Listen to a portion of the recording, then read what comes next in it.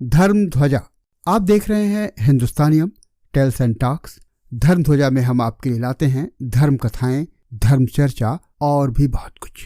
प्रस्तुत है धर्म कथा। इस श्रृंखला में हम प्रस्तुत करते हैं हर बार एक प्रेरक, रोचक नई धार्मिक कथा। आज सुनिए ऋग्वेद से ली गई ये कथा।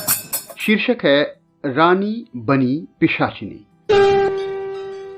महाराज त्रैवृष्ण त्रैरुण के राज में लक्ष्मी सरस्वती के बीच हमेशा से रहने वाला विरोध कहीं नहीं दिखता था। राजा जितने शूरवीर थे उतने ही विद्वान। धन तो उनके वहाँ बरसता था, प्रजा खुशहाल थी। महाराज की तरह उनके पुरोहित वृषऋषि भी बहुत बड़े विद्वान, तंत्र मंत्र और धर्म कर्म के जानकार थे। वे बड़े भारी सूरमा भी थे। उनका काम राजा प्रजा को पूजा पाठ, तंत्र मंत्र के जरिए विघ्न बाधाओं से दूर रखना तो था ही, साथ ही वे मंत्री परिषद के प्रमुख सदस्य भी थे। एक बार महाराज दिग्विजय यात्रा करने चले। पुरोहित से कहा, आपको मेरा रथ हाँकना हो। ऋषि ने कहा, जैसी महाराज की इच्छा। हालांकि सम्मानित पुरोहित से रथ हंकवाने की परंपरा न थी। शुभ मुहूर्त देख राजा पुरोहित को सारथी बना सेना समेत दिग्विजय यात्रा पर निकले। महाराज का रथ जहां जहां जाता जीत मिलती जाती। जो भले राजा थे उन्हें आशीर्वाद दिया जाता और बुरे राजाओं को समझाइश देकर वे आगे बढ़ते। कुछ दिनों बाद सबको जीतकर महाराजा त्रैरुण अपनी राजधानी लौट रहे थे। सब जगह उल्लास था।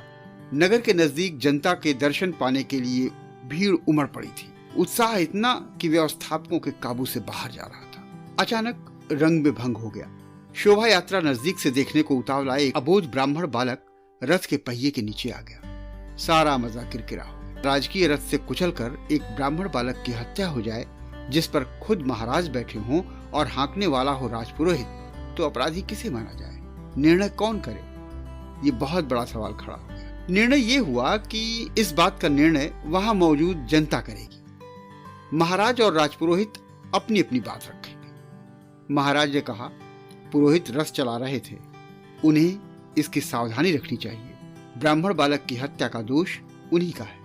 पुरोहित ने कहा, रथ के मालिक और रथी तो महाराज हैं, मैं तो महज सारथी। जब सैनिकों के द्वारा युद्ध जीतने पर भी विजयी राजा को मानते हैं, तो रथी होने के चलते ब्राह्मण बालक की हत्या का दोष भी उनका ही है। जनता की समझ में कुछ नहीं आ रहा था।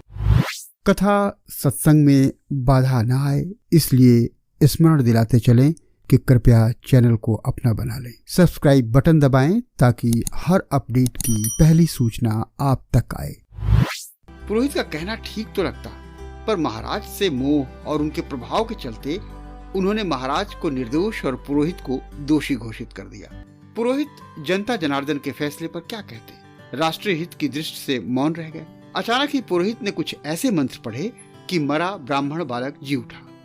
ब्राह्मण के जी जाने से लोगों के अचरज और आनंद का ठिकाना न रहा। पर पुरोहित यह कहते हुए वहां से चले गए कि ऐसे राज्य में रहना मेरे जैसों के लिए उचित नहीं। सबने रोकने का बहुत प्रयत्न किया, परंतु ऋषि ने किसी की एक न सुनी। उनका राज्य से यूं चले जाना सबको खटकने लगा। पुरोहित अपने तब्बल और मंत्र शक्ति से राज्य की रक्षा करते हैं। उनका काम राज्य को 5 तरह की ज्वालाओं से बचाना है। उनके न रहने पर ये ज्वालाएं राज्य को भस्म कर सकती। पुरोहित का जाना समूचे राज्य के लिए खतरे से खाली नहीं था। पुरोहित के अपमानित और नाराज होकर चले जाने से पूरे राज्य से अग्नि ने नाता तोड़ लिया।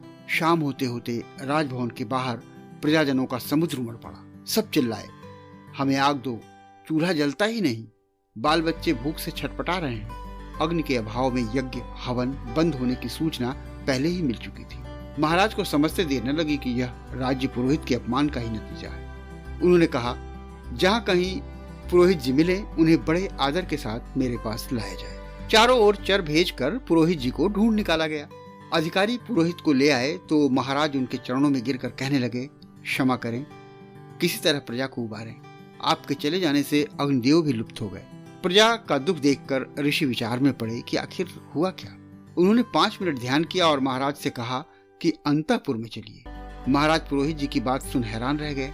ऐसे वक्त में वे क्या कह रहे हैं? महाराज चुपचाप उनके साथ अंतःपुर में पहुंचे तो पुरोहित जी ने एक पलंग के नीचे छिपा एक छोटा सा बच्चा निकालकर महाराज को दिखाया। महाराज कुछ समझ न पाए। ऋषि ने कहा, महाराज, आपकी पत्नियों में से एक पिशाचिनी बन गई है।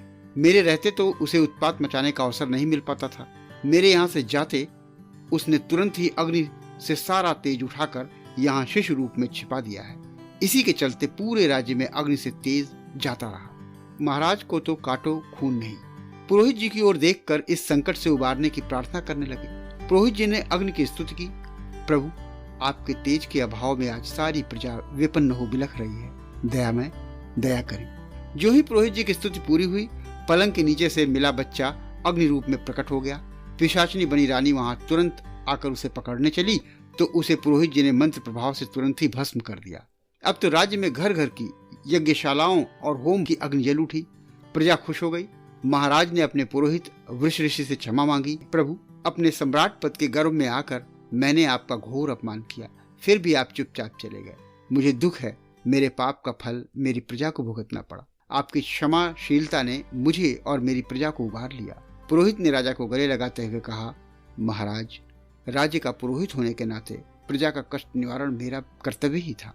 यह कथा ऋग्वेद से ली गई थी। धर्मध्वजा एपिसोड पसंद आया हो तो लाइक जरूर करें और कमेंट में अपनी प्रतिक्रिया तथा सुझाव अवश्य दें। ये हमारे लिए आपका प्रसाद है। सब्सक्राइब तो आपने कर ही लिया होगा। अभी इतना ही, मिलते हैं अगले एपिसोड।